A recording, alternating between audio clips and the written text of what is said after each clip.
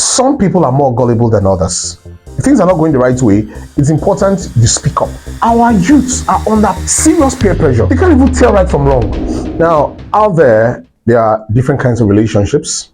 All right, relationship between a spouse or spouses.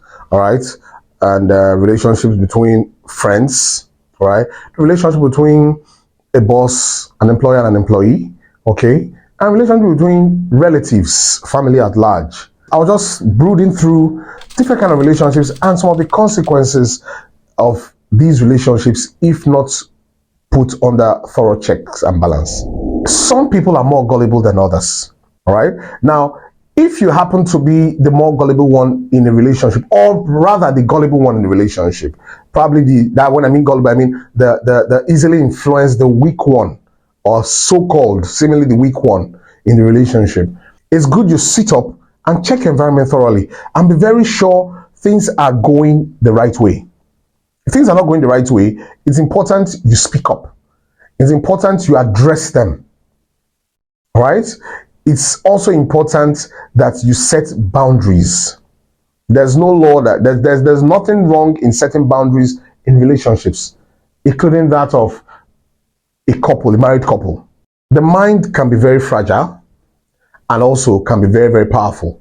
For those who have strong minds, like for instance, you are a man who married a stronger woman, all right, than yourself psychologically, you'll be amazed that even though you are physically stronger than the woman can destroy your life in a short while.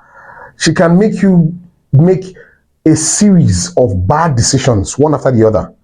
Bad decisions that when it gets too late, that's when you realize that you were in a very toxic relationship but never knew it because you were being psychologically handled. In other words, she was more advanced than you psychologically. And according to science, as a matter of fact, women grow faster than men. While the early stages though, all right, they grow faster than men, they become more intellectually advanced than men. So if you find yourself with a far intellectually advanced woman than yourself, and you're not smart enough to manage that relationship, or she's not a kind person or a good person to use that her intellect to lead you in the right path, you will just find yourself destroyed in a very short while. For example, a young man who's been very favored by his boss, and he's doing everything for the boss faithfully. He's very loyal. He serves the boss. He doesn't steal. He protects the boss's property, goods. He's loyal. He doesn't flirt around with the boss's daughters or even has any ill thought about the boss's wife or something. He's a good staff. Now, all of a sudden, he falls in love, or he believes he believes he's in love. Falls in love with this young lady, and the lady moves into his house. And the lady starts encouraging him, opening his eyes, say, wise up. Just did it before Mumu. See everything, see opportunities in front of you. You want to be a slave forever. You want to be a slave forever. See this one, you have access to this, you have access to that. Collect this one, he will not know. Collect that one, he would not know. And before you know it, because he's in love and he believes that she's giving him the best advice in the world, he will start thinking in that. As a matter of fact, his brain will now open in that direction and he starts functioning according to her desires. When he picks the first money and brings, she will say, I'll not tell you. Just imagine if you collect since how much if you don't collect, but now if you don't blue. He keeps collecting.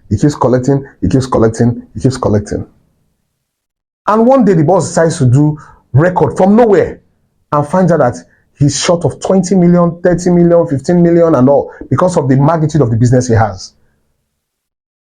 And he traces everything back to that his faithful apprentice that he already had plans of settling in a very grand style.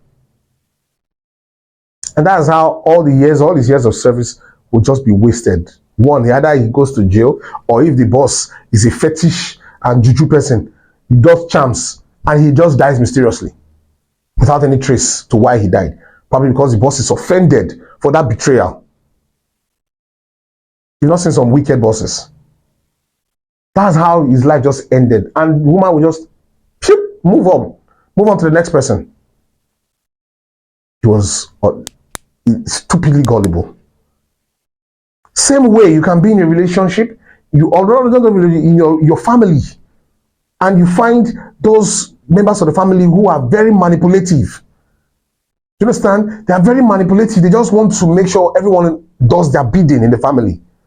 They want to be possessive. They want to be in control. They are control freaks. And by the time they find one or two persons who tries to challenge them, not disrespectfully, but just to correct them on the path that they are following, they believe that person automatically becomes their enemy. Becomes their enemy. Because you've decided to stand out. And you can also find in that same circle others who would know the truth, but because of what they tend to want to benefit from these control freaks and these possessive, obsessed fellows, they just find themselves just falling in tune with them, just saying, they have a point, sure, they have a point, sure. It's in every family. Those who worship mammon. Mammon is money. And most of these control freaks, most times they have money. You now find members of the family who are unable to tell the truth, tell right from wrong, just because the one doing the wrong has money. His wrong becomes right automatically.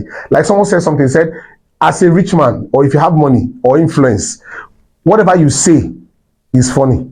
Even if you just stand like this and do, everybody will start laughing. And it's true. What did you say now that's making everybody laugh? Sycophants everywhere. Once that money goes, you will start seeing the true feeling that people actually had for you. But because you had money, they had to endure it. And that's what most people don't understand. When you think that you're in point of control, every other person is under your control and your influence, they are under your control and your influence because of what they stand to benefit from you.